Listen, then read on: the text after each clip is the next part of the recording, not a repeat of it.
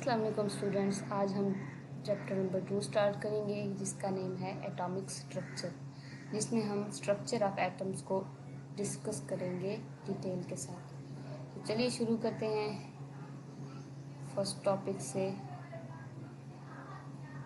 Elements are very different from one another. Elements एक दूसरे से काफ़ी डिफरेंट होते हैं। उसके डिफरेंट होने की क्या वजह है? क्योंकि हर एलिमेंट जो होता है डिफरेंट किस्म के एटम से मिलकर बना होता है। तो हर एटम की डिफरेंट प्रॉपर्टीज़ होती हैं, उनके डिफरेंट एटॉमिक मैसेज, उनके डिफरेंट एटॉमिक स्ट्रक्चर्स और साइजेस वगैरह की वजह से उनकी प्रॉपर्टीज़ में डिफरेंस आ जाता है। A large number of the elements exist as the solid. बहुत ज़्यादा मिकदार में जो एलिमेंट्स हैं वो किस सूरत में पाए जाते हैं? सॉलिड की शक्ल में पाए जाते हैं। And very few are present as the liquids. चंद ऐसे हैं जो लिक्विड स्टेट में पाए जाते हैं, while the rest exist as the gases, जबकि बाकी जो हैं वो गैसेस की शक्ल में पाए जाते हैं। All these elements are however made up of the atoms. तमाम के तमाम एलिमेंट्स जो होते हैं एटम से बने होते हैं। Have you ever thought why these elements are so different from one another. कह रहा है कि कभी आपने सोचा है कि ये सारे एलिमेंट्स जो हैं एक दूसरे से मुख्तलिफ क्यों होते हैं? उसकी रीज़न बताएगा। Sulphur looks very different from the gold. Sulphur gold से डिफरेंट होता है। In turn it is very different from the bromine. और जो गोल्ड है वो ब्रोमीन से काफ़ी हद तक डिफरेंट है। Similarly iron is heavy metal. जो आयरन है वो एक भारी मेटल है, while aluminium and zinc are the light metals. ये क्या है? हल्की मेटल्स हैं, लाइट वेट हैं। Metals are mostly lustrous. Metals क्या होती हैं? चमकदार होती हैं। उनकी सरफेस जो होती है वो क्या होती है? चमकीली होती है। While the non metals like sulphur and the carbon appear dull. ये जो सल्फर और कार्बन है हमारे पास, ये क्या है? इनकी सरफेस चमकीली नहीं होती, ये डल होती है। The difference in the properties of the elements is due to the difference in the properties of their constituent elements. इनकी एलिमेंट्स की प्रॉपर्टीज़ में डिफरेंस किस वजह से है? उनके जो कॉन्स्टिट्यूएंट्स एलिमेंट्स हैं, सॉरी एटम्स हैं, उनके डिफरेंट होने की वजह से एलिमेंट्स की प्रॉपर्टीज़ में भी डिफरेंस आ जाता है। नेक्स्ट है structure of atom. The idea of the atom was first proposed in Greece when the philosopher Democritus declared that all the matter is made up of tiny particles. Greece में पहली मर्तबा इसका idea दिया गया था जब philosopher Democritus जो था उसने कहा था कि जो सारे मैटर्स हैं वो टिनी पार्टिकल्स से मिलकर बने हैं। फिर जब देखा गया कि ये टिनी पार्टिकल्स कौन से हैं तो एटम्स की डिस्कवरी वजूद में आई। He named this particle as atom. उसने इसको क्या नाम दिया था? इन पार्टिकल्स को एटम का नाम दिया था। इसका मतलब क्या होता है एटम का? ए का मतलब होता है नॉट, टर्म का मतलब होता है डिवाइडेड। ऐसी चीज़ जो कि डिवाइड नहीं हो सकती, इसकी बेस पर इसका नाम दिया गया था। जबकि बाद में ये बात क्लियर हुई थी कि एटम के अंदर भी फर्दर छोटे छोटे पार्टिकल्स होते हैं जिनको इलेक्ट्रॉन्स और प्रोटॉन्स, न्यूट्रॉन वगैरह कहते हैं। सब एटॉमिक पार्टिकल्स जिनको हम कहते हैं। A particle that can not be further सब डिवाइडेड, इसको क्या कहा था? एटम कहा गया था। एटम को कहा गया था। Around 1800 the English chemist John Dalton, एक इंग्लिश केमिस्ट था जिसका नाम क्या था? John Dalton. Did many experiments, उसने बहुत सारे तजर्बात किए विद द कंपाउंड्स के साथ, that provided the evidence for the existence of the atom, जिनमें थोड़ा बहुत एटम की एग्जिस्टेंस का सबूत पाया जाता था। उसके ऊपर उन्होंने क्या किए? बहुत सारे तजर्बात किए। In the last decade of the 19th century, 19वीं सदी की आखिरी दहाई में, a group of the scientist were trying to pass the electricity through the gases at reduced pressure. कम प्रेशर पर कुछ साइंसदान ऐसे थे जो गैस में से बिजली को पास कराने की कोशिश कर रहे थे। During the course of these experiment, इन तजर्बात के दौरान क्या हुआ? Known as the discharge tube experiment. Discharge tube experiments जिनको हम कहते हैं, मतलब वो जो एक्सपेरिमेंट्स कर रहे थे उनका नाम क्या था? डिस्चार्ज ट्यूब एक्सपेरिमेंट था। उसके दौरान क्या हुआ था? इन एक्सपेरिमेंट्स के दौरान they discovered that the atoms are no longer the smallest particles of the matter. Atoms अब क्या है? मैटर के सबसे छोटे पार्टिकल नहीं हैं, इनसे भी छोटे पार्टिकल्स पाए जाते हैं। ये उन साइंसदानों ने डिस्कवर किया था ये तजर्बात करते हुए। Rather there exist the particles that are even smaller than the atom, बल्कि कुछ ऐसे भी पार्टिकल्स पाए जाते हैं जो कि एटम से भी छोटे हैं। In other words, the atoms are the composed of the negatively charged particles called electrons. दूसरे अल्फाज में ये कहा गया था कि एटम्स जो हैं नेगेटिवली चार्ज पार्टिकल्स यानी कि इलेक्ट्रॉन से मिलकर बने हैं, and the positively charge particles called proton. ये बात वजूद में आई, सामने आई कि जो एटम्स हैं वो इलेक्ट्रॉन्स और प्रोटॉन से मिलकर बने हैं। इट वॉज ऑल्सो डिस्कवर्ड, ये बात भी दरियाफ्त हुई, the proton is 1836 times heavier than electron, के प्रोटॉन्स जो हैं इलेक्ट्रॉन्स की निस्बत 1836 गुना क्या होते हैं, ज़्यादा भारी होते हैं, हैवियर होते हैं। ये अक्सर एमसीक्यू पूछा जाता है। In a discharge tube the presence of the negatively charge particles was ascertained, जो है ना डिस्चार्ज ट्यूब के अंदर नेगेटिवली चार्ज पार्टिकल्स यानी कि इलेक्ट्रॉन्स का कैसे पता चला था, because of their deflection toward the positive plate in the electric field. जब वो पास आउट हो रहे थे तो वो पॉजिटिव प्लेट की तरफ क्या हो रहे थे, डिफ्लेक्ट कर रहे थे। तो इस बात से अंदाज़ा हुआ था कि ये जो पार्टिकल हैं ये क्या है, नेगेटिवली चार्ज पार्टिकल्स हैं, क्योंकि ये एक कुदरत का कानून है कि पॉजिटिवली चार्ज पार्टिकल्स जो होते हैं नेगेटिव चार्ज पार्टिकल की तरफ अट्रैक्ट होते हैं, मीन्स कि अपोजिटली चार्ज पार्टिकल्स जो होते हैं आपस में एक दूसरे की तरफ क्या होते हैं, अट्रैक्ट होते हैं। तो डिस्चार्ज ट्यूब के अंदर ये तो पता था कि ये वाली पॉजिटिव प्लेट है और ये वाली नेगेटिव प्लेट है, तो जो पार्टिकल आ रहे थे वो क्या कर रहे थे, पॉजिटिव प्लेट की तरफ डिफ्लेक्ट कर रहे थे, उसकी तरफ जा रहे थे, अट्रैक्ट हो रहे थे। तो ये बात सामने आ गई कि ये जो पार्टिकल हैं इनके ऊपर कौन सा चार्ज है, नेगेटिव चार्ज है। Similarly, the presence of the positively charged particles was confirmed due to their deflection toward the negative plate। और जो positively charged particles थे उनको कैसे confirmation हुई उनकी, क्योंकि वो भी क्या कर रहे थे, negative plate की तरफ डिफ्लेक्ट कर रहे थे। तो इनसे ये बात जाहिर हुई थी कि इनके ऊपर कौन सा चार्ज है। नेक्स्ट है हमारे पास डिस्कवरी ऑफ इलेक्ट्रॉन्स। इलेक्ट्रॉन कैसे डिस्कवर हुए थे। अ discharge tube is a hard glass tube, एक हार्ड ग्लास ट्यूब होती है, provided with the 2 metallic electrodes, जिसके अंदर 2 इलेक्ट्रोड्स पाए जाते हैं, एंड अ वैक्यूम पंप, और एक वैक्यूम पंप होता है to evacuate the gas present in it. उस डिस्चार्ज ट्यूब में से गैस को निकालने के लिए एक पंप दिया गया होता है जिसको हम क्या कहते हैं, वैक्यूम पंप कहते हैं। When a very high voltage is applied to a gas at very low pressure, जब बहुत लो प्रेशर पर, कम प्रेशर पर क्या किया जाता है, वोल्टेज दी जाती है गैस को। In a glass tube the glass surface behind the positively charge electrode starts to glow. जो पॉजिटिव चार्ज इलेक्ट्रोड होता है उसके पीछे जो ग्लास की सरफेस होती है वो क्या करना शुरू कर देती है, ग्लो करना शुरू कर देती है, चमकना शुरू कर देती है। ये क्यों होता है, due to the rays emitted from the cathode. Cathode से आने वाली जो रेज होती हैं वो क्या करती हैं, एनोड की तरफ जाती हैं। कैथोड क्या होता है, नेगेटिव चार्ज पार्टिकल होता है, नेगेटिवली चार्ज इलेक्ट्रोड होता है। वहाँ से शुआएं निकलती हैं, रेज निकलती हैं, जो जाके किसकी तरफ जाती हैं, पॉजिटिव प्लेट की तरफ जाती हैं, और वहाँ पर जब वो ग्लास ट्यूब्स के साथ टकराती हैं तो वो क्या देती हैं, एक चमक पैदा करती हैं। These rays were named as the cathode rays। इन रेज को क्या कहा गया था, कैथोड रेज कहा गया था। इसकी वजह क्या थी, क्योंकि ये कैथोड से निकल रही थी।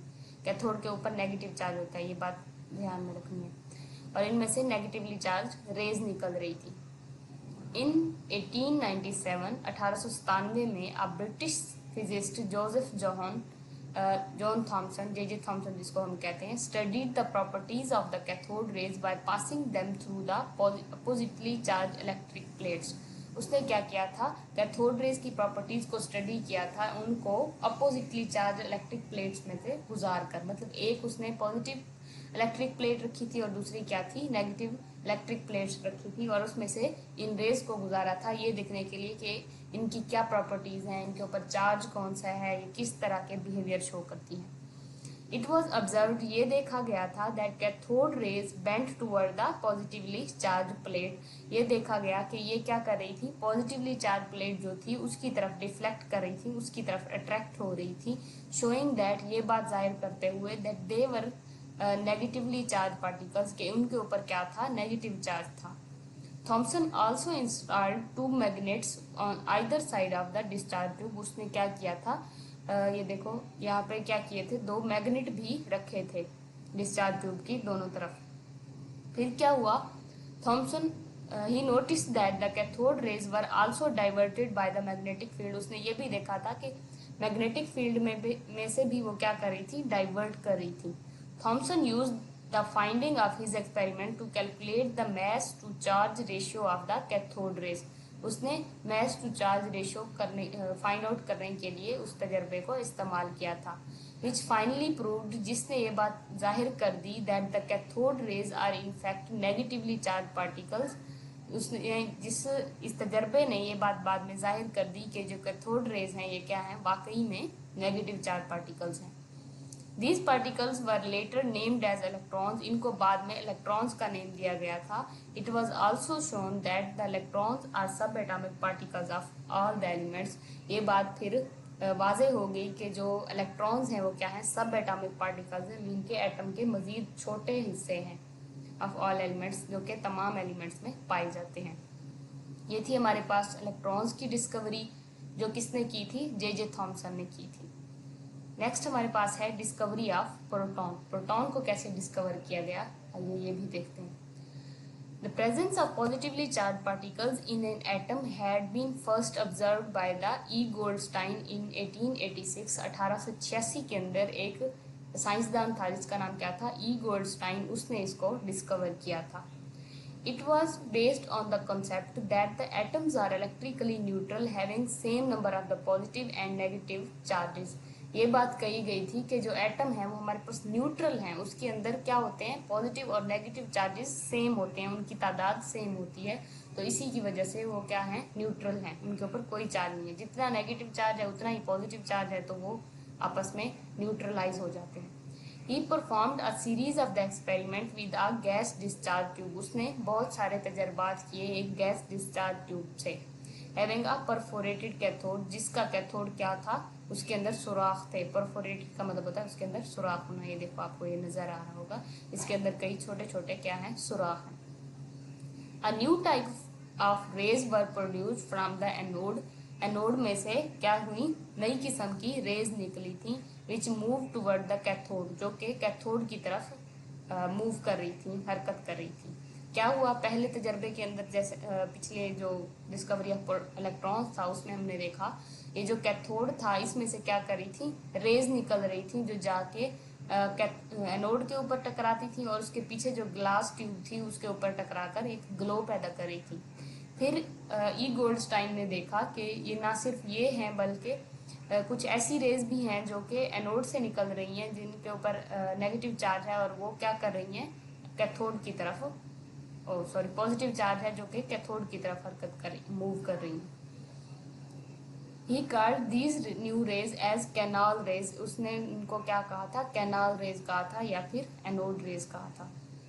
The properties of these raise seemed to vary depending on the gas used in the discharge tube. ये इम्पोर्टेंट बात थी कि ये जो प्रॉपर्टीज, इसकी जो प्रॉपर्टीज थी इन रेज की, ये क्या थी, गैस के ऊपर डिपेंड करी थी. जो गैस यूज हो रही थी उसके मुताबिक जो ये जो रेज थी ये भी डिफरेंट थी और इनकी नेचर उस गैस पर डिपेंड कर रही थी. जबकि जो हमारे पास कैथोड रेज थी उनकी प्रॉपर्टीज सेम थी. चाहे आप गैस को कितना भी चेंज कर लो, सब के अंदर same type of cathode rays generate हो रही थी. लेकिन कैनाल रेज का कुछ और ही मामला था कि ये क्या कर रही थी, गैस के ऊपर डिपेंड कर रही थी. अब आप गैस डिफरेंट कर दो तो इनकी नेचर भी डिफरेंट हो रही थी. उसकी वजह क्या थी, उसकी वजह ये थी ये जो कैथोड रेज जा रही थी ये क्या करती थी, गैस के पार्टिकल के साथ टकराती थी, उसमें से इलेक्ट्रॉन को किक आउट करती थी और उनके ऊपर क्या आ जाता था, पॉजिटिव चार्ज आ जाता था. ये पॉजिटिवली चार्ज पार्टिकल्स होने की वजह से ये क्या कर रहे थे, कैथोड की तरफ मूव कर रहे थे. तो खुद देखो आप कि गैस अगर डिफरेंट है, एटम हमारे पास डिफरेंट है और उसमें से क्या कर रहे हो, तो डिफरेंट किस्म के पॉजिटिवली चार्ज पार्टिकल्स जनरेट होंगे ना, तो वो सेम तो नहीं हो सकते. हाँ, इलेक्ट्रॉन्स सेम हो रहे थे. क्यों, क्योंकि सेम टाइप ऑफ इलेक्ट्रॉन्स होते हैं जो कि उसके अंदर हर एटम के अंदर पाए जाते हैं. नेक्स्ट है in fact that he discovered was the gas ions. असल हकीकत क्या थी कि ये गैस आइंस थे, कोई ऐसी रेज नहीं थी जो कि हमारे पास एनोड से निकल रही हो. वो क्या थी, गैस पार्टिकल्स थे, गैस के आइंस थे. वही बात जो मैंने पहले की आपको कि गैस के पार्टिकल्स में से जब ये रेज जा रही थी, मिसाल के तौर पर यहाँ पर हमारे पास एक गैस का पार्टिकल है, इस तरीके से ये अगर गैस का पार्टिकल है तो ये जाके इसके ऊपर टकराती थी, इसमें से क्या करती थी, इलेक्ट्रॉन को किक आउट कर देती थी, इलेक्ट्रॉन निकल जाता था। जब इलेक्ट्रॉन निकलता है तो क्या हो जाता है, पीछे जो चीज बचती है उसके ऊपर कौन सा चार्ज आता है, पॉजिटिव चार्ज आ जाता है। तो ये क्या बन गई थी, पॉजिटिव चार्ज रेज बन गई थी। ये पॉजिटिव चार्ज है और इसके ऊपर नेगेटिव चार्ज होता है, तो ऑब्वियस सी बात है कि ये चीज इसकी तरफ अट्रैक्ट होगी और इसकी तरफ मूव करना शुरू कर देगी। And this also included hydrogen ions, और इसमें क्या शामिल थे, हाइड्रोजन आइंस शामिल थे, क्योंकि हाइड्रोजन गैस यूज की गई थी। Goldstein at that time knew nothing about its significance, उसको उस वक्त इसके बारे में पता ना चला। इन 1917 में क्या हुआ, Rutherford perform the experiment, Rutherford ने एक एक्सपेरिमेंट किया विच प्रूव्ड दैट, जिसने ये बात जाहिर कर दी, साबित कर दी, that the hydrogen nucleus is present in other nuclei, hydrogen nucleus क्या है, दूसरे न्यूक्लियाई में पाया जाता है। Rutherford thought that a hydrogen nucleus or a proton must be fundamental building block of all the nuclei। उसने कहा था कि जो हाइड्रोजन न्यूक्लियस है या फिर प्रोटॉन है, ये क्या होगा, सारे पार्टिकल्स जो सारे हमारे पास एटम्स हैं या एलिमेंट्स हैं उनके न्यूक्लियाई के अंदर एक बिल्डिंग ब्लॉक है, मतलब ये प्रोटॉन सब के अंदर पाया जाता है। And also possibly a new fundamental particle as well, या फिर ये एक नया फंडामेंटल पार्टिकल है। इस तरह से ये हमारे पास प्रोटॉन की डिस्कवरी हुई थी। नेक्स्ट है हमारे पास डिस्कवरी ऑफ न्यूट्रॉन।